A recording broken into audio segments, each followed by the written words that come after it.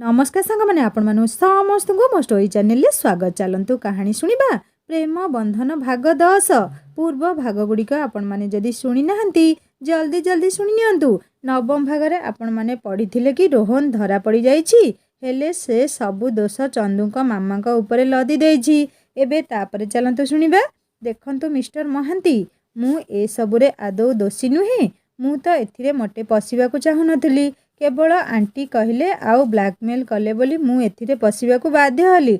जेहेतु मो भौणी तांको पुतुरा को बाहा हेछि तेणु से काले मो भौणीर किछि क्षति करिवे सेइथिपाई मु तांको कथा मानी सबु काम करुथुली। नहले कुमुदा तो मो पिला दिनर सांग आउ मोर पारिवारिक संपर्क भी अछि अनेक वर्षरु। हेले ए सबुठु ऊपर मो भौणीर खुशी सेइथिपाई मु तांको सहाय्य कली। तांको कुमुदा पसंद नुहे कारण से गाँवली आउ धनी भी नुहे। हेले तांको पुओठु केमिति अलगा करिवे कुमुदा को सेइथिपाई से ए सबु हीन काम करुथुले। सार मु किछि जानि पाली नाही मते क्षमा करि दियंतु। ओ ठीक अछि। हेले से रिचा किए तुम सह संपर्क तार कौन? रिचा सही समय भीतर को पशि आसी कहला सीए किए मु जानिनी सार मोर ए सबुरे किछि जाए से कि नाही। मते बहु करिए बोली चंदूंकर मामा चाहुतले हेले मु चाहुनी एबे तांकु विवाह करिया पई। जो घरे माँ एते हीन काम करे मु कि मो परिवार केही हेले चाहंतिनी से घरे बाहा हेबा पई।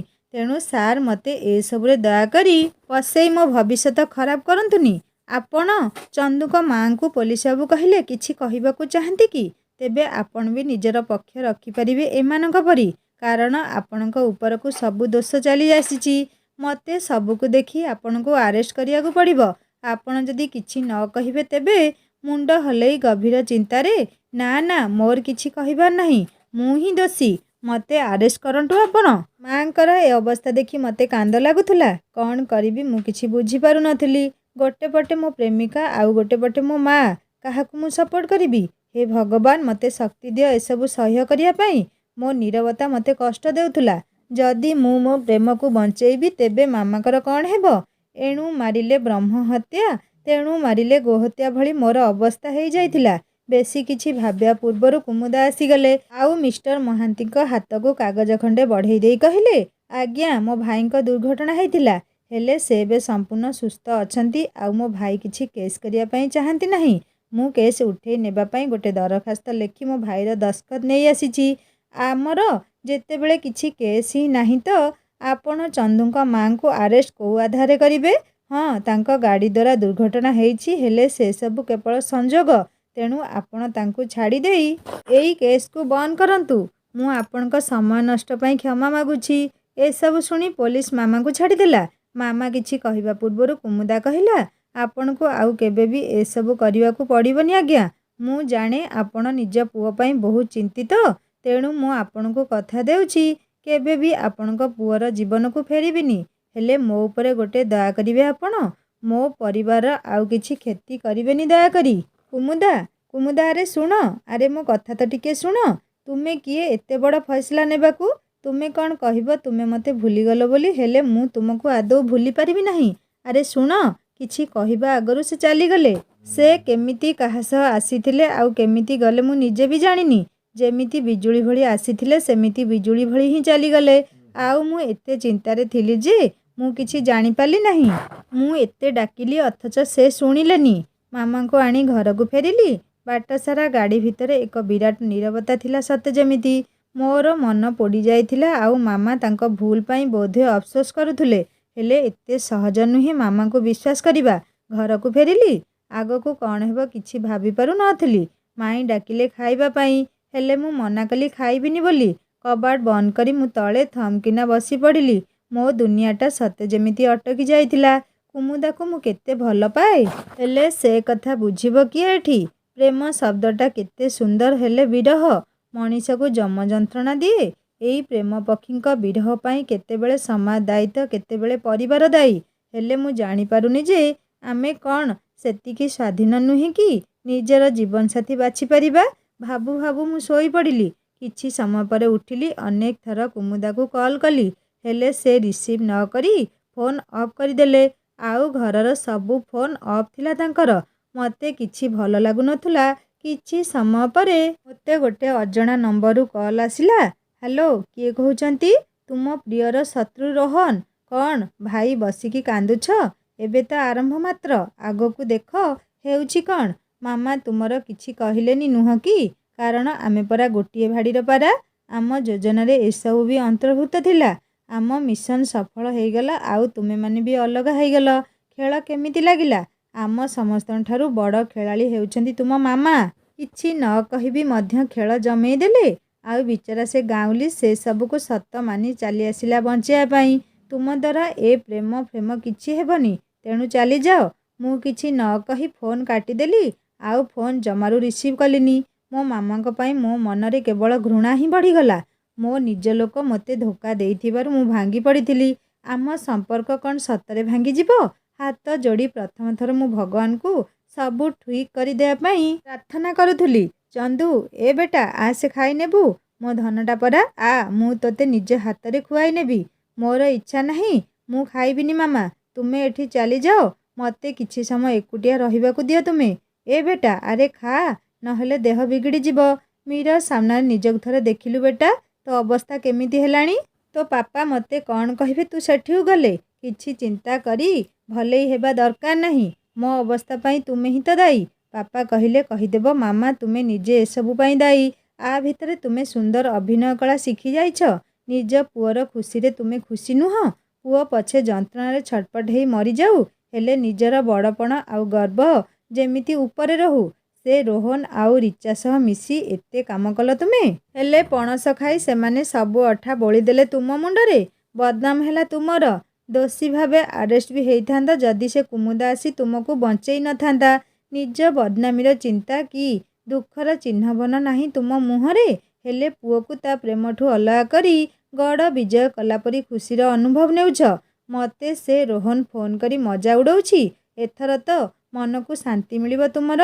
ମୁଁ ମାମା ହିସାବରେ ତୋ ଭଲ ମନ୍ଦ ବିଚାର କଲି, ହେଲେ ତୋର ଏକା ଜିଦ୍ ସେଇ ଝିଅକୁ ବିବାହ କରିବୁ ତୁ। ମା ଭାବେ ଭଲ ମନ୍ଦ ତୋର ବୁଝି ତୋ ପାଇଁ କିଛି ନିର୍ଣ୍ଣୟ ନେବାର ଅଧିକାର କ'ଣ ନାହିଁ ମୋର? ମୋତେ ତୁମେ ଆଉ କିଛି ନ କହି ମୋ ବିଷୟରେ ତୁମେ ଏତେ ଭାବିବାର ଆବଶ୍ୟକତା ହିଁ ନାହିଁ। ମୋତେ ଟିକେ ଏକୁଟିଆ ଛାଡ଼ି ଦିଅ। ମୋତେ ଅଣନିଶ୍ୱାସୀ ଲାଗୁଛି। ଅବଶ୍ୟ ମୋର ଠିକ୍ ହେବାକୁ ଟିକେ ସମୟ ଲାଗିବ, ହେଲେ ମୁଁ ଠିକ୍ ହେଇଯିବି ନିଶ୍ଚିତ। ହେଲେ ବେଟା, ମୁଁ ଗୋଟେ ମା, ମୁଁ ମୋ ପୁଅକୁ କେମିତି ଏ ଅବସ୍ଥାରେ ଏକୁଟିଆ ଛାଡ଼ିଦେବି? ନା ନା, ମୁଁ ଏମିତି କେବେ ବି କରିପାରିବିନି। ମୋ ପୁଅକୁ ମୁଁ ଏମିତି ଅବସ୍ଥାରେ ଜମା ବି ଛାଡ଼ି ପାରିବିନି। ଓ ରିଏଲି ମମ୍, ତୁମେ ମୋ ପାଇଁ ବହୁତ ବ୍ୟସ୍ତ ନୁହେଁ? ତୁମ ଅଭିନୟ ପାଇଁ ତୁମେ ତ ଗିନିଜ୍ ବୁକ୍ ଅଫ୍ ରେକର୍ଡସରେ ସ୍ଥାନ ପାଇବ। କେତେ ସୁନ୍ଦର ଅଭିନୟ ତୁମେ କରି ଜାଣ। ମୁଁ ତୁମ ନିଜ ପୁଅଟି, କାରଣ ସାବତ ମା ଭଳି କାମ କରୁଛ ତୁମେ ମୋ ସହ। ମୋ ଖୁସିରେ ତୁମେ ହିଁ ତ ନିଆଁ ଲଗେଇ ଦେଇଛ। ଚୁପ୍ କର ବେଟା, ନହେଲେ ମାରିକି ତୋ ଗାଲ ଫଟେଇ ଦେବି। ତୋ ପାଇଁ ସେ ଝିଅ ଏତେ ମୂଲ୍ୟବାନ, ତୁ ନିଜ ମାଆକୁ ସାବତ ମାଆର ଆଖ୍ୟା ଦେଇଦେଲୁ। ଆଉ ମନେ ରଖ, ତୁ ସେ ଝିଅକୁ ଯଦି ଭଲ ପାଉଛୁ ତେବେ ଯା, ତାକୁ ବାହା ହେଇ ଖୁସିରେ ରହ। ହେଲେ ପଛକୁ ଫେରି ମା ମୁହଁକୁ ଥରେ ଅନେଇବୁ ବି ନାହିଁ। ତୋ ମା ତୋ ପାଇଁ ମରିଯିବ ସେଇଦିନ। ମା ରାଗିକି ଚାଲିଗଲେ। ମୁଁ ଏତେ ବି ସ୍ୱାର୍ଥପର ନୁହେଁ ଯେ ମୋ ମାମାକୁ ଛାଡ଼ି ଦେଇ ବାହା ହେଇଯିବି। ମୁଁ ସେମିତି ବି ରହିପାରିବି। ମୋତେ କଷ୍ଟ ହେଉଛି, ହେଲେ ମୋ କଷ୍ଟ ଯଦି ମୋ ମା ବୁଝିପାରୁନି, ତେବେ ଆଉ କିଏ ଅବା ବୁଝିବ? ବାପାଙ୍କୁ ଆଉ ମୁଁ କ'ଣ କହିବି? ମୋତେ ଫେରି ଯିବାକୁ ହେବ। କୁମୁଦା ତ ମୋ ମାମାଙ୍କ ଯୋଗୁଁ ମୋ ସହ ସମ୍ପର୍କ ଭାଙ୍ଗିଦେଲେ। ମୋତେ ଯେତିକି କଷ୍ଟ ହେଉଛି ତାଙ୍କୁ କ'ଣ ହେଉନଥିବ? ମୋ ଭଳି କ'ଣ ସିଏ ବି କାନ୍ଦୁଥିବେ? ମୁଁ ତୁମକୁ ବହୁତ ଭଲ ପାଏ ଚନ୍ଦୁ। କିଏ କହିଲା ଆମ ସମ୍ପର୍କ ଭାଙ୍ଗିଗଲା ବୋଲି? ଏତେ ସହଜ ନୁହେଁ ପ୍ରେମ ବନ୍ଧନର ଡୋର ଛିଡ଼ିଯିବା। ତୁମେ କାନ୍ଦନି ଚନ୍ଦୁ। ମୁଁ ମୋ ପ୍ରାଣଠାରୁ ବଳି ଭଲ ପାଏ ତମକୁ। ତୁମକୁ ଯେତେ କଷ୍ଟ ହେଉଛି ମୋତେ ତା'ଠାରୁ ଅଧିକ କଷ୍ଟ ହେଉଛି। ତୁମ ଆଖିରୁ ଲୁହ ଝରିଲେ ମୋ ଆଖିରୁ ରକ୍ତ ଝରେ। ସବୁ କିଛି ପରିସ୍ଥିତିର ଦାସ ଚନ୍ଦୁ। ଆଉ ପରିସ୍ଥିତି ମୋ ପାଦରେ ବେଡ଼ି ପକେଇ ଦେଇଛି। କୁମୁଦା, କୁମୁଦା, ତୁମେ ଫେରି ଆସିଛ? କୁହ, ତୁମେ ଫେରି ଆସିଛ କି ନାହିଁ? ଜାଣିଛ, ମୋ ମାମା ଅଭିନୟ କରୁଥିଲେ। ସିଏ କୁଆଡ଼େ ମୋ ମା ହେଇ ତୁମକୁ ମୋଠୁ ଅଲଗା କରିବାକୁ ଚାହୁଁଥିଲେ, ଆଉ ତୁମେ ତାଙ୍କ ଅଭିନୟକୁ ସତ ବୋଲି ମାନି ନେଇ ମୋତେ ଛାଡ଼ିକି ଚାଲିଗଲ। ଏ ଭାଇ, ଆରେ ମୁଁ କୁମୁଦା ନୁହେଁ, ଛାଡ଼ ମୋତେ, ମୁଁ ଲୋପା। ତୁ ନିଜକୁ ସମ୍ଭାଳେ। ତା ପାଇଁ ପାଗଳ ହେଇଯିବୁ କି ତୁ? ତୋ ଭାଗ୍ୟରେ ଯାହା ଅଛି ତାହା ହେବ। ଆସେ ଖାଇବୁ। ଦିନସାରା କିଛି ଖାଇନୁ, କେତେ ଦିନ ତୁ ଉପାସ ରହିବୁ? ମୋର ତୁମ ଦୁଇ ଜଣଙ୍କୁ ମିଶାଇବା ସବୁଠୁ ବଡ଼ ଭୁଲ ଥିଲା। ଆରେ ଭାଇ ଆ, तू जा मु किछि समय पर आसुछि। से रातिटा सेमिति सेमिति कटिगला। सकाळ ହେଲା आउ मो जीवन रे आउ गोटे बड़ असुविधा आसी बाट ओगाळुथुला। सकाळु आसी मामा मते उठेइले आउ से बहुत जोरे कांदुथुले। मामा कौन हैला तुमे एते जोरे कांदुछ काहेकि? काली मु कहिदेली तमको साबत माँ बोली कौन सेई कथा धरी कांदुछ कि? सेइथिपाई मु दुखित मोर भूल हो जाइछि। एबे तुमे कांदिबा बंद कर दयाकरी। तुमे कांदिबाटा मते आदौ भल लागुनी। अरे बेटा मु सेइथिपाई कांदुनी। तो पापांकर देह बहुत खराब हो जाइछि। से आईसीयू रे अछंती। एबे मते हॉस्पिटल फोन आसीथिला तू शीघ्र बाहर जीवा पाई इमरजेंसी फ्लाइट रे जीवाकू पड़िबो। पापा एकुटिया मोर भारी चिंता होउछि तांको पाई। मामा व्यस्त होनी मु 5 मिनिट रेडी हो जीवी। आमे पापा पाखकू सीधा जीवा। पापांकर किछि हेबनी तुमे थय हुआ मामा। एते तरबर रे मु कुमुदा को आउ कौन मने पकेइबी। सबू सामान पत्र मोर बैग रे पूरे सीधा टैक्सी ने एयरपोर्ट रे पहुँचिलु। मन रे खाली पापांक चिंता। पापांक नंबर को जेते कॉल कली तांको फोन लागिलानी। मन भल लागु नथुला। झ उपरे नलिता बिड़ा परी बाधा विघ्न सबू मो कांध उपरे बेताल भली झुली रहितले जेमिति। मोर असुविधा आउ दुख सबू मो उपरे ताच्छल करी हसुथुले। मो परिस्थितिर मजा उड़ौथुले। भाभी भाभी मो मुंड फाटिजिया भली लागुथुला। आमे जाई घरे पहुँचिलु। हेले ए कौन? पापा बसिथिले आउ मते पापा देखि कहिले व्हाट ए प्रेजेंट सरप्राइज बेटा। तुमे माने आसी मते आश्चर्य करिदेलो। हेले आगरु तो कहि नथिलो तुमे माने आसियो बोली। मु आश्चर्य हेई मामांको मुह को चाहि रहिथिली आउ मामा तळकू चाहिले मोठू तांको नजर हटेई। हेले पापांका सामने आउ किछि कहिलिनी तांकू। पापा तुमे भल अछ तो? तुमर किछि हेइनी तो? मु तो पूरा डरी जाइथिली कारण पापा मते अटकेई कहिले तो पापांकू कौन हेबो? मु पूरा पूरी ठीक अछि। हसिकी पापा कहिले you now your father is very young and dynamic. हेले पापा तुम फोन ऑफ कहीं थिला? मु तो डरी जाइथिली। ओहो बेटा जस्ट रिलैक्स मु तो बिजनेस मीटिंग रे थिली सेइथिपाई फोन ऑफ करिथिली। हेले बेटा तू तो से सब जानू जे मु मीटिंग रे थिबा समय रे फोन ऑफ करे तेबे डरिबार कारण कौन मु टिके जानि पारे कि? मु कहिबा समय रे मामा मते अटकेई कहिले जा बेटा फ्रेश हेबु आउ तुमे कौन गपिबारे लागि गल म? तुमर कौन किछि काम नहीं कि? टिपिकल गाउँलीक परी बसी पुआ सह गपुछ। जदि किछि ता मुंडरे पुरेइबाकू चाहुछ तेबे बिजनेस आइडिया भर्ती कर। मोर मामांको ऊपर जोरे राग चिड़ुथुला। मो सह एते बड़ धोखा कले सीए। आगरु तो जहा करिथिले हेले एबे मो पापांग देह खराब कही मो भावना सह खेली बहुत बड़ पाप करिसंती सीए। ये मो माँ मते कुमुदा ठारू अलग करिया पाई एते दूर को नहीं आसिले। हेले आम मन भितरर दूरता जे शून्य से कथा बोधे मामा जानी नाहंती। मु आसीबा समय कुमुदा को टिके फोन भी करि पालिनी। हेले तांकू कौन अबा फरक पड़िबो? सी परा महानतार शीर्ष रे पहुँची प्रेम को जलांजलि देइछंती। कि त्याग तुमर कुमुदा तुमर ना प्रेम इतिहासर बक्षरे स्वर्णाक्षरे लिपिबद्ध होई रहिबो। मते कष्ट हेउछि तुमे देखि पारुछ कुह देखि पारुछ कि नाही? कुमुदा घरे ता भाई काहा सह फोन ने कथा हेउचंती। कुमुदा तू किछि भल कलुनी एमिति करी। तू तो चंदुर माँ को जानिछु। बिचारा चंदुर कौन दोष थिला? ओहो भाई तू औषध ने काली डाक्तर पाखकू जीवार अछि। तू एते कथा मुंडरे पुरानी। आमे एबे शांति रे अच्छे। तू तांको मामा को जानिनु से किते भयंकर। मु केमिति कहिबी भाई कि मो परिवारर सुरक्षा पाई मु तांको ठारू दूरेई गली बोली? ते सहज नथिला मोर ए कठोर निष्पत्ति नेबा। मु बोधे गोटे अभिशप्त प्रेमिका। प्रेम सानिध्य लाभ बोधे मो भाग्य रे नाही। मु जाने चंदू मते खूब झुरी हेउथिबे हेले मु एते स्वार्थपर नुहे जे मो परिवार को विपद मुह को ठेली दे प्रेम को सफल करिया पाई दौड़ी जीवी। मोर परिवार आग तापरे जाई जो कथा। जदि मो भाग्य रे तुमे थिबो निश्चय तुमे मते मिलिबो। कुमुदा आलो आ खाइबू। तू तो निज मन को निजे मालिक। मो कथा न सुनी चंदू को ना करिदेलु। आउ एबे न खाइले कौन हेबो कह मते? एबे भी समय अछि माँ।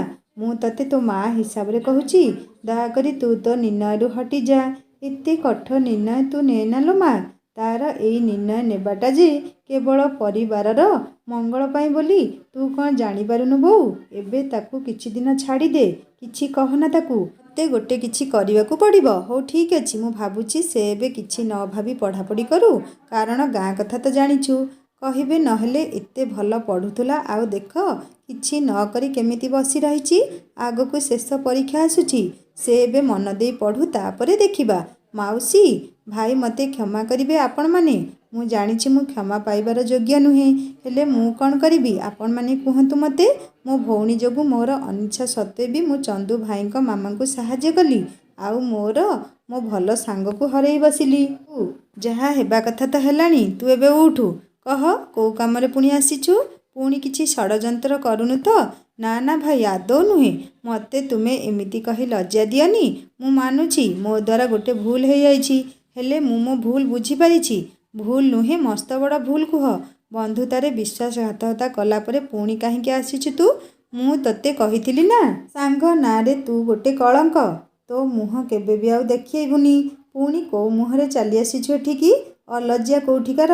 ଚାଲିଯା ଏଠୁ। କୁମୁଦା, ମୁଁ ଜାଣିଛି ତୋର ଏଇ ରାଗିବା ସ୍ୱାଭାବିକ, ହେଲେ ବିଶ୍ୱାସ କର, ମୁଁ ମୋ ଭୁଲ ପାଇଁ ଅନୁତାପ କରୁଛି। ଯାହା ପାଇଁ ଏତେ ସବୁ ନାଟ, ସେ ତ ନିଜ ଜାଗା ମାନେ ବିଦେଶ ପଳେଇଲାଣି। ତେଣୁ ଦୟାକରି ମୋ ସହ କଥା ହ ତୁ। ମୋତେ ନ ଜଣେଇ ବିଦେଶ ପଳେଇଗଲେ। ହେଲେ କୁମୁଦା ବିଶେଷ କିଛି ପ୍ରତିକ୍ରିୟା ନ ଦେଖେଇ, ଯିଏ ଯାଉଛି ଯାଉ, ଆଉ ଆସୁଛି ଆସୁ, ମୋର କ'ଣ ଗଲା ସେଥିରୁ? ଦୁନିଆରେ ସମସ୍ତେ କେବଳ ଯିବା ପାଇଁ ହିଁ ଆସନ୍ତି। ଆଉ ଶୁଣେ ଗୋଟେ କଥା, ତୋ ପ୍ରକୃତି ଯୋଗୁଁ ଆମର ବନ୍ଧୁତା ଭାଙ୍ଗିଗଲା, ଆଉ ମୋ ଭଲ ପାଇବା ବି ବନ୍ଧୁତା ଯୋଗୁଁ ହିଁ ମରିଗଲା। ଚନ୍ଦୁଙ୍କ ପାଇଁ ନାଟ ନୁହେଁ, ବରଂ ମୁଁ କହିବି ତୋ ଯୋଗୁଁ ସବୁ ନାଟ। ମୁଁ ଭଲରେ କହୁଛି, ତତେ ଚାଲିଯା ମୋ ଆଖି ଆଗରୁ, ଅନେକ ଦୂରକୁ। ରୋହନ ମୋ କଥା ଶୁଣି ଯେମିତି ଆସିଥିଲା ସେମିତି ହିଁ ଚାଲିଗଲା। ଚନ୍ଦୁ ମୋତେ ନ କହି ଚାଲିଗଲେ? ହଁ, କାହିଁକି ଆଉ କହିବେ ଯେ? ମୁଁ ତ ନିଜେ ମନା କରିଛି ତାଙ୍କୁ। ହେଲେ ମୁଁ ମନା କଲି ବୋଲି କ'ଣ ତୁମେ ଫୋନ୍ କରିବନି? ମୁଁ ବି ତୁମକୁ ଛାଡ଼ି ରହିପାରୁନି। କ'ଣ କରିବି ଆଉ? ପଢ଼ିବା ପାଇଁ ବହି ନେଇକି ଆସିଲି, ହେଲେ ପଢ଼ାରେ ମନ ଜମାରୁ ବି ଲାଗୁନି। ଆଗକୁ ପରୀକ୍ଷା ଅଛି, ଯେମିତି ହେଲେ ମନକୁ ନିୟନ୍ତ୍ରଣ ରଖି ପଢ଼ିବା ପାଇଁ ପଡ଼ିବ। ସେ ଚନ୍ଦୁଙ୍କ ମାଆଙ୍କୁ ଦେଖେଇ ଦେବାକୁ ହେବ ଯେ ବୁଦ୍ଧି ଥିଲେ ଗୋଟେ ଗାଉଁଲି ବି ତାଙ୍କଠୁ ଉଚ୍ଚ ଆସନରେ ବସିପାରେ। ସେଇଥିପାଇଁ ମୋତେ ଯେତେ କଷ୍ଟ ହେଉ ମୁଁ ସେ ସବୁକୁ ନିହାତି ସହିବି, ଆଉ ଆଗକୁ ବଢ଼ି ଚାଲିବି। କିଛି ମାସ ପରେ ସବୁ ପରୀକ୍ଷା ସରିଯାଇଛି। କୁମୁଦା ଆଉ ଲୋପା କଥା ତ ହେଉଛନ୍ତି, ହେଲେ ଆଗ ଭଳି ନୁହେଁ। କୁମୁଦା ହିଁ ଲୋପାଠୁ ଦୂରେଇ ଯାଇଛି। ଲୋପା ଯାହା କହିଲେ ସେ ଆଉ କିଛି କହି ବାଟ ଭାଙ୍ଗି ଚାଲିଯାଉଛି। ଘରେ ବସି ପ୍ରତିଯୋଗିତାମୂଳକ ପରୀକ୍ଷା ପାଇଁ ପଢ଼ୁଛି କୁମୁଦା। କିଏ ଜାଣେ ସ୍ୱପ୍ନ ତାର ସତ ହେବ କି ନାହିଁ। ହେଲେ ସତ କରିବାର ପ୍ରୟାସରେ ସେ ରାତି ରାତି ଶୋଉନି। ଘରେ ସମସ୍ତେ ଗାଳି ଦେଉଛନ୍ତି, ହେଲେ ସେ ସବୁକୁ ତାର ନିଘା ନାହିଁ। ମନର ଦୃଢ଼ ଇଚ୍ଛାଶକ୍ତି ଆଉ ତାର ଧୈର୍ଯ୍ୟକୁ ବେଳେବେଳେ ଭାଙ୍ଗିବାର ପ୍ରୟାସ କରୁଛନ୍ତି ଗାଁ ଲୋକମାନେ। ଏହା କହି ଯେ ଏଇ ଏକା ପଢ଼ି ଦେଶ ସମ୍ଭାଳିବ, ବାହା ନ ହୋଇ ଗୋଟେ ନାଟ କରୁଛି ବାପା ଭାଇଙ୍କ ଉପରେ ବୋଝ ହୋଇ। ହେଲେ ସେ ସବୁକୁ ଶୁଣି ଟିକେ ଦୁଃଖ କରେ ସେ, ଆଉ ନିଜ କାମରେ ଲାଗିଯାଏ। ବୋଉ କଥାକୁ ତାର ମନେ ପକାଇ ସିଏ ପୁଣି ନିଜ ମନକୁ ଟାଣ କରିନିଏ। ଲୋକଙ୍କର କାମ ହିଁ କହିବା, ତେଣୁ ସେ ସବୁକୁ ଭାବି ଦୁର୍ବଳ ହେଲେ ନିଜକୁ ବିଲୁପ୍ତ ପ୍ରାୟ ପାଇବୁ ଏଇଠି। ସେଦିନ ସକାଳୁ ସକାଳୁ ଜଣେ ଅଜଣା ବ୍ୟକ୍ତିଙ୍କୁ ନିଜ ଘରେ ଦେଖି କୁମୁଦା ପ୍ରଶ୍ନ କଲା, ଆପଣ କିଏ? ମୁଁ ଜାଣିପାରେ କି ଆଜ୍ଞା? ମୁଁ ଚନ୍ଦ୍ରାଂଶର ବାପା। ମା ତୁମେ କୁମୁଦା ତ? କୁମୁଦା ପାଦ ଛୁଇଁ ପ୍ରଣାମ କଲା। ଆଜ୍ଞା, ବସନ୍ତୁ ଆପଣ। ମୁଁ ଜାଣି ନ ପାରି ପ୍ରଶ୍ନ କଲି, ସେଇଥିପାଇଁ କ୍ଷମା ଚାହେଁ। ଆଜ୍ଞା, ମୁଁ କୁମୁଦା। ହଉ ମା, ଠିକ୍ ଅଛି। ମୁଁ ତ ବସି କଥା ହେବା ପାଇଁ ଆସିଛି। ତୁମ ବାପା ଘରେ ଅଛନ୍ତି କି? ମୁଁ ତାଙ୍କ ସହ କଥା ହେବାକୁ ଚାହେଁ। ବହୁତ ଜରୁରୀ ମୋର ତାଙ୍କ ସହ କଥା ହେବା। ମୋ ପୁଅ ଜୀବନ ମରଣର କଥା। ଚନ୍ଦୁଙ୍କ ବିଷୟରେ ଏସବୁ କଥା ଶୁଣି ମୋ ରକ୍ତ ଶୁଖି ଯାଉଥିଲା ଯେମିତି। କ'ଣ ହେଇଛି ତାଙ୍କର? ତାଙ୍କ ବାପା ଏମିତି କାହିଁକି କହୁଛନ୍ତି? ଏତେ ଦିନ ଭିତରେ ମୁଁ ଥରଟିଏ ପଚାରି ବୁଝିନି ସେ କେମିତି ଅଛନ୍ତି ବୋଲି। ମୁଁ କେତେ ସ୍ୱାର୍ଥପର ହେଇଗଲି। ମୋ ପରିବାର ଲୋକଙ୍କୁ ରକ୍ଷା କରିବାକୁ ଯାଇ ମୋ ପ୍ରେମକୁ ମୁଁ ଜଳାଞ୍ଜଳି ଦେଇଦେଲି। ମୋ ପାଇଁ ମୋ ସ୍ୱପ୍ନ ବଡ଼ ହେଇଗଲା। ପରିସ୍ଥିତି ମୋତେ ତାର ଦାସ ସଜେଇ ଦେଲା। ଆରେ ଝିଅ, କ'ଣ ଭାବୁଛ ଏତେ? ତୁମ ବାପାଙ୍କୁ ଡାକିଦିଅ ଟିକେ। ଚମକି ପଡ଼ି କୁମୁଦା କହିଲା, ଆଜ୍ଞା, ଡାକି ଦେଉଛି। କୁମୁଦା ବାପାଙ୍କ ଆସିଗଲେ। ଆଜ୍ଞା, ନମସ୍କାର। ଝିଅ କହିଛି ସବୁ ମୋତେ, ଆପଣ ଚନ୍ଦୁଙ୍କ ବାପା ବୋଲି। ହେଲେ ଆସିବାର ଅଭିପ୍ରାୟ ଜାଣିପାରେ କି? ଆଜ୍ଞା, ନମସ୍କାର। ପ୍ରଥମେ ତ ମୁଁ ପୂରା ପରିବାରକୁ ଭୁଲ ମାଗିବି, କାରଣ ମୋ ସ୍ତ୍ରୀ ଯାହା ସବୁ କରିକି ଯାଇଛନ୍ତି ତା ପାଇଁ। ହେଲେ ଏତେ ସବୁ ପରେ ବି ଆପଣ କ୍ଷମା କରିବେ କି ନାହିଁ ମୁଁ ଜାଣେ ନା। ଆଜ୍ଞା, କ୍ଷମା ମାଗି ଆପଣ ଆଉ ଲଜ୍ଜା ଦିଅନ୍ତୁ ନାହିଁ। ଆରେ କୁମୁଦା, ଟିକେ ସରବତ ନେଇକି ଆସେ। ଆପଣମାନେ ହେଲେ ବଡ଼ ଲୋକ, ଆମକୁ କ୍ଷମା ମାଗି ଆଉ ଆମକୁ ଛୋଟ କରନ୍ତୁ ନାହିଁ। ଦେଖନ୍ତୁ ଆଜ୍ଞା, ଏ ଦୁନିଆରେ ବଡ଼ ଲୋକ କେବଳ ଜଣେ, ସେ ହେଉଛି ଭଗବାନ। ଆମେ ତା ଦ୍ୱାରା ଆତଯାତ ଛାର ମଣିଷ। ମୁଁ ବି ଗୋଟେ ମଧ୍ୟବିତ୍ତ ଓଡ଼ିଆ ପରିବାରର ପୁଅ। ଜୀବନରେ ଅନେକ ଦୁଃଖ କଷ୍ଟ ସେ ଦେଖିଛି, ଆଉ ହାଡ଼ଭଙ୍ଗା ପରିଶ୍ରମ କରି ଆଜି ଏଇ ଜାଗାରେ ପହଞ୍ଚିଛି। ମୋର ଧର୍ମପତ୍ନୀଙ୍କ ସ୍ୱଭାବକୁ ମୁଁ ଚାହିଁବି ବଦଳେଇ ପାରୁନି। ସେଇଥିପାଇଁ ଘରେ ସବୁବେଳେ ଅଶାନ୍ତି। ହେଲେ ଆଜି ଯେତେବେଳେ ମୋ ପୁଅ ତା ଖୁସି ପାଇଁ ପାଗଳଙ୍କ ପରି ହେଉଛି, ମୋ ଧର୍ମପତ୍ନୀକୁ ଆଭିଜାତ୍ୟର ପାଗଳାମୀ ଗ୍ରାସ କରୁଛି। ହେଲେ ମୁଁ ଆଉ ମୋ ପୁଅର ଦୁଃଖ ଦେଖିପାରୁନି। ଅନେକ ଦିନ ହେଲା ସେ ଠିକ୍ ସେ ଖାଉନି, ରୋଗିଣା ହେଇଗଲାଣି। ସବୁବେଳେ ଖାଲି କୁମୁଦା ଆଉ କୁମୁଦା। ତା ଦୁନିଆ ସତେ ଯେମିତି ଅଟକି ଯାଇଛି। ମୁଁ ଆପଣଙ୍କୁ ହାତ ଯୋଡ଼ି ମୋ ଝିଅକୁ ମୋ ପୁଅ ଜୀବନ ପାଇଁ ଭିକ୍ଷା ମାଗୁଛି। ଦୟାକରି ମନା କରିବେନି। ଏତେ ଦୂରରୁ ଗୋଟେ ବାପା ତା ପୁଅ ପାଇଁ ପାଗଳ ପରି ଧାଇଁ ଆସିଛି। ମୁଁ କଥା ଦେଉଛି ଯେ ତା ମା ଏଥରକ କିଛି କଲେ ମୁଁ ତା ସାମ୍ନାରେ କାନ୍ଥ ଭଳି ଠିଆ ହେଇ ରହିବି। ସିଏ ଯଦି କାହାକୁ ମାରିବାକୁ ଚାହିଁବ, ତେବେ ତା ସିନ୍ଦୁରର ହତ୍ୟା କରି ସେ ଆଗକୁ ବଢ଼ିବ। ମୋ ପୁଅ ଖୁସି ପାଇଁ ମୁଁ ନିଜେ ବିକି ହେଇଗଲେ ବି ମୋର ଦୁଃଖ ନାହିଁ। ଆପଣ ମୋତେ କ୍ଷମା ମାଗନ୍ତୁ ନାହିଁ। ଚନ୍ଦୁ ବହୁତ ଭଲ ପିଲା। ମୋର ତାଙ୍କୁ ଜ୍ୱାଇଁ ଭାବେ ଗ୍ରହଣ କରିବାରେ କିଛି ଅସୁବିଧା ହିଁ ନାହିଁ। ମୋ ଝିଅର ଦୁଃଖକୁ ବି ମୁଁ ବାପା ହିସାବରେ ଅନୁଭବ କରିପାରୁଛି। ହେଲେ କଥାଟା ହେଲା ମୁଁ ଗୋଟେ ନିହାତି ଅସହାୟ ବାପ, ଯାହା ପାଖେ ଅର୍ଥ ନାହିଁ କି ଝିଅକୁ ବୁଝେଇବାର ବାଟ ବି ଦିଶୁନି। ପରିବାର ସୁରକ୍ଷାକୁ ଆଖି ଆଗରେ ରଖି ସିଏ ସିନା ଦୂରେଇ ଗଲା, ହେଲେ ସିଏ ଯେ କେବେ ହେଲେ ଚନ୍ଦୁକୁ ଭୁଲି ପାରିବନି, ସେ କଥା ଆମକୁ କ'ଣ ଅଜଣା?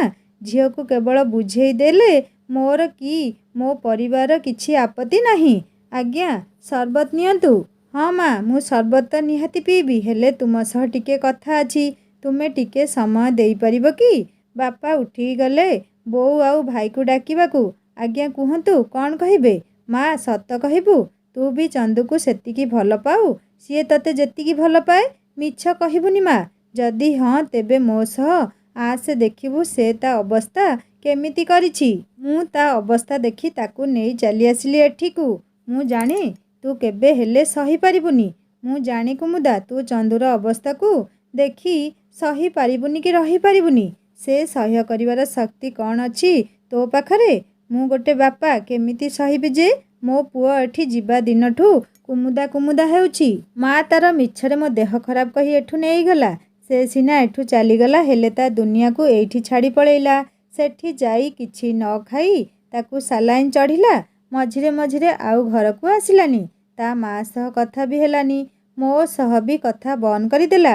ଡାକ୍ତର କହିଲେ ଯଦି ଏମିତି ହୁଏ ସେ ଖୁବ୍ ଶୀଘ୍ର ପାଗଳ ହେଇଯିବାର ଅଧିକ ସମ୍ଭାବନା ଅଛି। ଆଉ ସତକୁ ସତ ସେ ପାଗଳଙ୍କ ପରି ହେଉଥିଲା। ଏଇ କେତେଦିନ ତଳେ ସେ ଏମିତି କାମ କଲା ଯେ ଆମେ ଖୁବ୍ ଡରିଗଲୁ। ପେଟ୍ରୋଲ ଜାର୍ରୁ ପେଟ୍ରୋଲ ନେଇ ନିଜ ଉପରେ ଢାଳି ମରିବାକୁ ବସିଥିଲା ସେ। ଆଉ କୁହନ୍ତୁନି ଆଗକୁ ମୁଁ ଏସବୁ ଶୁଣିପାରିବିନି। ଭୁଲ ମୋର, ମୁଁ ହିଁ ସୁଧାରିବି ଆଜ୍ଞା। ଗୋଟେ ବାପାଙ୍କୁ ତାଙ୍କ ପୁଅକୁ ମୁଁ ଭଲ କରି ଫେରେଇ ଦେବି। ଯେତେ ଦିନ ଯାଏଁ ସେ ଭଲ ହୋଇନାହାନ୍ତି, ମୁଁ ତାଙ୍କର ସବୁ ଯତ୍ନ ନେବି। ଚନ୍ଦୁ ବାପାଙ୍କ ଆଖିରୁ ଲୁହ ପୋଛି ଦେଇ କୁମୁଦା କହିଲା, ମୋତେ କ୍ଷମା କରିବେ ଆପଣ। ଏ ସବୁ ପାଇଁ ମୁଁ ଦାୟୀ। ମୁଁ ଏତେ ସ୍ୱାର୍ଥପର ହେଇଗଲି ଯେ ଜଣେ ଭଲ ମନୀଷର ଭାବନା ସହ ଖେଳିଲି। ତମେ କାହିଁକି ଭୁଲ ମାଗୁଛ ଝିଅ? ଭୁଲ ତା ମା କରିଛି। ମୋତେ ତ ଏମିତି ଲାଗେ ମା ନାଁରେ ସେ ଗୋଟେ କଳଙ୍କ। ମୋ ପୁଅର ସାବତମା ହେବାକୁ ବି ସେ ଅଯୋଗ୍ୟ। ମୋ ପୁଅ ଖୁସିରେ ନିଆଁ ଲଗେଇ ମୋ ପୁଅକୁ ପାଗଳ କରିଦେଲା। ଏତେ ଧନ ଥାଇ ଯଦି ଡାକ୍ତର ମୋ ପୁଅକୁ ସାମାନ୍ୟ ସ୍ଥିତିକୁ ଆଣିପାରୁନାହାନ୍ତି, ତେବେ ସେ ଟଙ୍କା, ଜମିବାଡ଼ି, କମ୍ପାନୀର ଅର୍ଥ କେବଳ ଗୋଟେ ମରୀଚିକା। ଆଉ ସେ ମରୀଚିକା ପଛରେ ଧାବମାନ ଯନ୍ତ୍ର ମାନବଟିଏ ମୁଁ। ମୋ ଅହଂ ଗର୍ବ ସବୁ ପାଣି ଫୋଟକା ପରି ମିଳେଇ ଖସି ପଡ଼ିଛି ହଠାତ୍। ଧନୀ ହେବାର ନିଶା ଉତୁରି ଯାଇଛି ସତେ ଯେମିତି। କାହା ପାଇଁ ଆଉ ସାଇତିବି? କାହାକୁ ନେଇ ଗର୍ବ କରିବି ମୁଁ? ମୋ ପୁଅର ଦୁଃଖକୁ ଯଦି ମୁଁ ପ୍ରଥମ ଦିନରୁ ଅନୁଭବ କରିଥାନ୍ତି, ତେବେ ଏସବୁ କିଛି ହେଇନଥାନ୍ତା। ମୋ ସ୍ତ୍ରୀକୁ ଯଦି ପ୍ରଥମରୁ ଜବତ କରିଥାନ୍ତି, ତେବେ ମୋ ପୁଅ ଆଜି ମରଣ ସହ ସଂଘର୍ଷ କରିନଥାନ୍ତା। ଆଉ କିଛି କୁହନ୍ତୁନି ଆପଣ। ଆମେ ପୂରା ପରିବାର ଆପଣଙ୍କୁ ସାହାଯ୍ୟ କରିବୁ। ସିଏ ଯିବ ଆପଣଙ୍କ ସହ। ଚନ୍ଦୁ ପୂରା ଭଲ ନ ହେବା ଯାଏଁ ସେ ରହିବ। ଆମେ କଥା ଦେଉଛୁ। ଜଣେ ବାପାର ଅସହାୟତାକୁ ନେଇ ଆମେ କେବେ ଫାଇଦା ଉଠେଇବାକୁ ଚାହୁଁନା। ଚନ୍ଦୁ ପାଗଳ ହେବା ପଛରେ ଆପଣଙ୍କ ଧର୍ମପତ୍ନୀ ଯେତିକି ଦାୟୀ, ଆମ ଝିଅ ବି ସେତିକି ଦାୟୀ। ପ୍ରେମର ପଥ କଣ୍ଟକିତ ଆଉ ଗୋଲାପର ସେଜ ନୁହେଁ ବୋଲି ସେ କ'ଣ ଜାଣିନଥିଲା? ତେବେ ସବୁ ଜାଣି ଜାଣି ପଶିଲା କାହିଁକି? ଆଜ୍ଞା, ଆମେ ହେଲୁ ବେଶ୍ ସାଧାରଣ ଗାଉଁଲି ଲୋକ। ଆମେ ଏ ଛନ୍ଦ ଫାନ୍ଦଠୁ ବହୁ ଦୂରରେ ରହୁ। ମୋ ଝିଅ ବୋଲି କ'ଣ ନିଆଁକୁ ଆଣି ଅଣ୍ଟି ଭିତରେ ପୂରେଇବୁ? ଅଣ୍ଟି ପୋଡ଼ିବା ସାରି ହେବ। ପୂରା ପରିବାର ପାଖରେ ମୁଁ ଚିର ଋଣୀ ରହିବି। ମୁଁ ଭାବିଥିଲି ଆପଣ ଝିଅକୁ ଛାଡ଼ିବେନି ବୋଲି, ଏବେ ସେ ସବୁର କଥା ନୁହେଁ। ସିଏ ଆଉ ତା ଭାଇ ଆପଣଙ୍କ ସହ ଯାଆନ୍ତୁ। ଏକୁଟିଆ ଝିଅକୁ କେମିତି ଛାଡ଼ିବି? କ୍ଷମା କରିବେ, ଆମେ ସନ୍ଦେହ କରୁନୁ, ହେଲେ ଆପଣ ସମାଜକୁ ତ ବେଶ୍ ଭଲ ଭାବେ ଜାଣିଛନ୍ତି। ନହେଲେ ମୋ ଝିଅ କାହା ସହ ପଳେଇଛି ବୋଲି ସଭିଏଁ ଭାବିବେ। ନା ଆଜ୍ଞା, ମୁଁ କିଛି ବି ସନ୍ଦେହ କରୁନି। ପୁଅ ଆସନ୍ତୁ। ମୋର ଏଠି ଗୋଟେ ଫାର୍ମ ହାଉସ୍ ଅଛି, ସହରଠୁ ଅନେକ ଦୂରରେ। ସେଠି ଚନ୍ଦୁକୁ ଘରେ ବନ୍ଦ କରି ଆସିଛି, କାଳେ କୁଆଡ଼େ ପଳେଇବ। ମୋ ଦୁନିଆ ଯେମିତି କ୍ଷଣକେ ଓଲଟିଗଲା। ପାଠପଢ଼ା ଆଉ ସ୍ୱପ୍ନ, ଅବଶ୍ୟ ସେସବୁକୁ ଭାବିନି ମୁଁ। ଏମିତି ହିଁ ଜୀବନ କେତେବେଳେ କୋଉ ମୋଡ଼ରେ ଆଣି ଠିଆ କରେ ଅବଶ୍ୟ କେହି ଜାଣିନାହାନ୍ତି। ବୋଧହୁଏ ଜୀବନର ସତ୍ୟତା ହେଉଛି ଏଇଆ ଯେ ଜୀବନ ଦୁଃଖରେ ପୂର୍ଣ୍ଣ ଥିବା ଗୋଟେ ପାତ୍ର ସଦୃଶ। କେବଳ ସୁଖର ସେ ଖିଅରେ ଆମେ ଗୁଡ଼େଇ ହେଇ ନିଜ ଅଜାଣତରେ ତା ଆଡ଼େ ଢଳି ପଡ଼ୁ, ଠିକ୍ ଅଭିମନ୍ୟୁର ଚକ୍ରବ୍ୟୂହରେ ପଶିବା ଭଳି। ଏତେ ସବୁ ଭାବିବାକୁ ସମୟ ଅବଶ୍ୟ ନଥିଲା ଆମ ପାଖେ। ମୋର ଆଉ ଭାଇର ସବୁ ଜିନିଷ ପ୍ୟାକ୍ କରି ଆମେ ବାହାରିଗଲୁ ଫାର୍ମ ହାଉସ୍ ଅଭିମୁଖେ। ଗାଁ ଠାକୁରାଣୀକୁ ଜୁହାର କରି ବୋଉ ଦୀପଟିଏ ବସେଇ ଦେଇ କହିଲା, ମୋ ଚନ୍ଦୁର କିଛି ନ ହଉ ଯେମିତି, ସେ ସୁସ୍ଥ ହେଇଯାଉ। ମୋ ଝିଅକୁ ଶକ୍ତି ଦିଅ ସବୁ ସହିବାକୁ। ଘଣ୍ଟ ଘୋଡ଼େଇ ରଖ ମୋ ମା। ବାପା ବୋଉଙ୍କ ପାଦ ଛୁଇଁବା ବେଳେ ଦୁଇଧାର ଲୁହ ଖସି ଆସି ତାଙ୍କ ପାଦରେ ପଡ଼ିଲା। ସେମାନେ ଖାଲି ମୋ ମୁଣ୍ଡ ଆଉଁସି ଦେଇ କହିଲେ, ଆମେ ଜାଣୁ ତୁ ତାଙ୍କୁ ଶୀଘ୍ର ଠିକ୍ କରିଦେବୁ। ବାଟସାରା ମୋ ମନ ଖାଲି କ'ଣ ହେଇଯାଉଥାଏ। ଚନ୍ଦୁଙ୍କ ପାଖକୁ ଯାଉଛି, ହେଲେ ମୁଁ ଖୁସି ନୁହେଁ। ମୁଁ ଦୋଷୀ। ମୋ ଯୋଗୁଁ ସବୁ ଏମିତି ହେଲା। ଗାଡ଼ି ଯାଇ ଅଟକି ଯାଇଥିଲା ଫାର୍ମ ହାଉସ୍ ଆଗରେ। ଘର ଭିତରକୁ ଗଲୁ। ଚନ୍ଦୁଙ୍କ ବାପା ପକେଟରୁ ଚାବି ବାହାର କରି ଘର ଖୋଲିଲେ। ଚନ୍ଦୁଙ୍କ ଏମିତି ଅବସ୍ଥା ହେଇଯାଇଛି ଯେ ତାଙ୍କୁ ବାନ୍ଧି ଗୋଟେ ରୁମ୍ରେ ବନ୍ଦ କରି ଦେଇଛନ୍ତି। ହେଲେ ଏ କ'ଣ? ମୋତେ ଦେଖି ସେ ମୋତେ ଚିହ୍ନି ପାରୁନାହାନ୍ତି। ଦେଖି ମୋ ଛାତି ଭିତରଟା କୋରି ହେଇଯାଉଥିଲା। ବ୍ୟସ୍ତ ହୁଅନି ମା, ପୋଷାକ ବଦଳେଇ କିଛି ଖାଇନିଅ। ମୁଁ ତୁମକୁ ତୁମ ଆଉ ଭାଇଙ୍କ ରୁମ୍ ଦେଖେଇ ଦେଉଛି। ତାପରେ ଚନ୍ଦୁକୁ କେମିତି ଠିକ୍ କରିବା ଆମେ କଥା ହେବା। ନା ନା ଆଜ୍ଞା, ମୁଁ ଏବେ କିଛି ବି ଖାଇବିନି। ଚନ୍ଦୁ କିଛି ଖାଇନାହାନ୍ତି, ତାଙ୍କୁ ଖୁଆଇ ଦେଇ ମୁଁ ପଛରେ ଖାଇବି। ଭାଇ, ଆଉ ଆପଣଙ୍କ ପାଇଁ ଖାଇବା ବାଢ଼ି ଦେଉଛି ରୋଷେଇଆ ମଉସାଙ୍କୁ କହି। ଆପଣମାନେ ଖାଇ ନିଅନ୍ତୁ। ହେଲେ ମା, ମୋତେ କାହିଁକି ଡର ଲାଗୁଛି। ସିଏ ପାଗଳ ହେଇଯାଇଛି। କାଳେ କିଛି କ୍ଷତି କରିବ ତୁମର। ମୋ ପୁଅକୁ ଭଲ କରିବି ବୋଲି ଆଉ ତୁମ ଜୀବନକୁ ବିପଦକୁ ଠେଲି ଦେଇ ପାରିବିନି ମୁଁ। ଆପଣ ବ୍ୟସ୍ତ ହୁଅନ୍ତୁ ନାହିଁ, ସେ କିଛି କରିବେନି। ସେ ବିଶ୍ୱାସ ମୋ ଉପରେ ରଖନ୍ତୁ। ହଉ ମା, ଯାହା ତୋର ଇଚ୍ଛା। ଚନ୍ଦୁଙ୍କ ପାପାକୁ ସିନା କହିଦେଲି, ହେଲେ ଯୋଉ ଲୋକ ମୋତେ ଦେଖି ଚିହ୍ନି ପାରିଲାନି ସେ କ'ଣ ମୋ ହାତରୁ ଖାଦ୍ୟ ଖାଇବ? ପାପା ତାଙ୍କର ଚାଲିଗଲେ। ମୁଁ ରୋଷେଇ ଘରୁ ଗୋଟେ ଥାଳିରେ କିଛି ଖାଇବା ଆଉ ପାଣି ନେଇ ଚନ୍ଦୁଙ୍କ ରୁମ୍କୁ ଗଲି। ତାଙ୍କର ଶୋଚନୀୟ ଅବସ୍ଥା ମୋତେ ଦୁର୍ବଳ କରିଦେଉଥିଲା। ହେଲେ ବି ମନରେ ଦମ୍ଭ ଆଉ ବିଶ୍ୱାସର ମଞ୍ଜିଟିଏ ବୁଣି ମୁଁ କହିଲି, ଖାଇବା ତୁମ ପାଇଁ, ମୁଁ ଖାଇବିନି। ମୋତେ କୁମୁଦା ଦରକାର। ତମେ ମୋତେ ତା ପାଖକୁ ନେଇଯିବ କି? କାନ୍ଦ ଲାଗୁଥାଏ, କାରଣ ଏଇ ଅଳ୍ପ ସମୟ ମଧ୍ୟରେ ମୋ ସମଗ୍ର ଦୁନିଆଟା ଯେମିତି ପରିବର୍ତ୍ତନ ହୋଇଗଲା।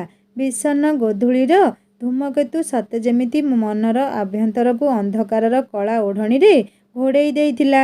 ସେ ଅନ୍ଧକାରରେ ଯେମିତି ମୁଁ ମୋ ଚିନ୍ତା ଶକ୍ତିକୁ ହରେଇ ବସିଲି। ମୋ ସ୍ମୃତିର ତୀବ୍ର ଜ୍ୱାଳାକୁ ମୁଁ ବେଶ୍ ଅନୁଭବ କରିପାରୁଥିଲି। ମୋ ପାଇଁ ତାଙ୍କ ପ୍ରେମ ଏବେ ବି ଜୀବିତ ଭାବି ଖୁସି ଲାଗିଲା। ହେଲେ ମୁଁ ଯେ ସେଇ କୁମୁଦା, ଯାହା ପାଇଁ ତାଙ୍କର ଏ ଅବସ୍ଥା। ହେଲେ ସେ ଜାଣିପାରୁନାହାନ୍ତି। ହେଲେ ନିଜ ଭାବନାକୁ ନିୟନ୍ତ୍ରଣରେ ରଖି ମୁଁ ଚାପା କୋହଭରା କଣ୍ଠରେ କହିଲି, ହଁ, ନେଇଯିବି ତୁମ କୁମୁଦା ପାଖକୁ। ହେଲେ ସେଇଥିପାଇଁ ମୋର ଗୋଟେ କଥା ମାନିବା ପାଇଁ ପଡ଼ିବ ତୁମକୁ। ହଁ, ମୁଁ ଖାଇବି, ହେଲେ ତୁମେ ପାପାଙ୍କ ଭଳି ଆଉ ଠକି ଦେବନି ତ? କାରଣ ସେ ସବୁବେଳେ କୁହନ୍ତି ମୋ କୁମୁଦାକୁ ନେଇକି ଆସିବେ ବୋଲି, ହେଲେ କେବେ ନେଇକି ଆସନ୍ତି ନାହିଁ। ନା ନା, ମୁଁ କେବେ ବି ଠକିବିନି। ହେଲେ ସେଇଥିପାଇଁ ତୁମକୁ ପୂରା ଖାଇବା ପାଇଁ ପଡ଼ିବ। ମୋ କଥା ମାନିବା ପାଇଁ ପଡ଼ିବ। ମୁଁ ଯେମିତି କହିବି ତୁମକୁ ମୋ କଥାରେ ସେମିତି କରିବାକୁ ପଡ଼ିବ। ଯଦି ରାଜି, ତେବେ ମୁଁ ତୁମକୁ ଖୁବ୍ ଶୀଘ୍ର ତୁମ କୁମୁଦା ପାଖକୁ ନେଇଯିବି।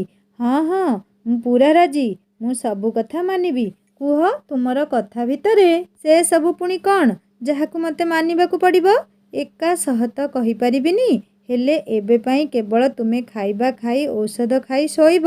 ମୁଁ ଖାଇବିନି ଔଷଧ। ମୋର କ'ଣ ହେଇଛି କି? ଠିକ୍ ଅଛି, ନ ଖାଅ ତୁମେ। ମୁଁ ଆସୁଛି ତାହେଲେ। ତୁମେ ଆଉ ତୁମ କୁମୁଦାକୁ କେବେ ବି ଦେଖିପାରିବନି। କୁମୁଦାର ହାତକୁ ଟାଣି ଧରି ଚନ୍ଦୁ କହିଲା, ନା ନା, ମୁଁ ସେମିତି କହିଦେଲି। ମୁଁ ଖାଇବା ଖାଇସାରି ଔଷଧ ବି ଖାଇବି। କିଛି କ୍ଷଣ ପାଇଁ ତାଙ୍କର ମୋ ହାତକୁ ଟାଣି ଧରିବାଟା ମୋତେ ମୋ ଅତୀତର ପୃଷ୍ଠାକୁ ଟାଣି ନେଉଥିଲା। ସବୁ ଯେମିତି ଗୋଟେ କାଳ ସ୍ୱପ୍ନ। काली जाए तो मो दुनिया एमिति भ्रमरे थिला जे मु कलेक्टर हे चंदूंक माँ को मनई नेबी हेले आज मो दुनिया जेमिति गोटे प्रलयंकड़ी झड़र सम्मुखीन होउची। पुणी चंदूंक हाथ स्पर्शरे मु भावना राज्यरू फेरी आसिली। सांग माने कुमुदा कौन सतरे चंदू को ठीक कर देब आउ चंदू कौन कुमुदा को चिन्हि पारिब ताहा जानिबा एही कहानीर भाग 11 रे। कहानी केमिति लागुची मते निश्चय कमेंट करी जणैबे। आउ जदि आपण मानकु एही कहानीटी टिके भी भल लागुथाय लाइक टे करिवे, सांग मान सहित शेयर करिवे। आउ जदि मो चैनल नुआ अछंती त सब्सक्राइब करि बेल आइकन दबे देबे। मोर गोटे हिंदी स्टोरी चैनल अछि जहार लिंक मु ए स्टोर डिस्क्रिप्शन में दे देबी। आपण माने क्लिक कले सुंदर सुंदर हिंदी स्टोरी पढ़ी परिबे और सुनी परिबे। एबे मते विदाय दियंतु, जल्दी आसीबी एही कहानीर पर भाग नै। रहुची नमस्कार, जय जगन्नाथ।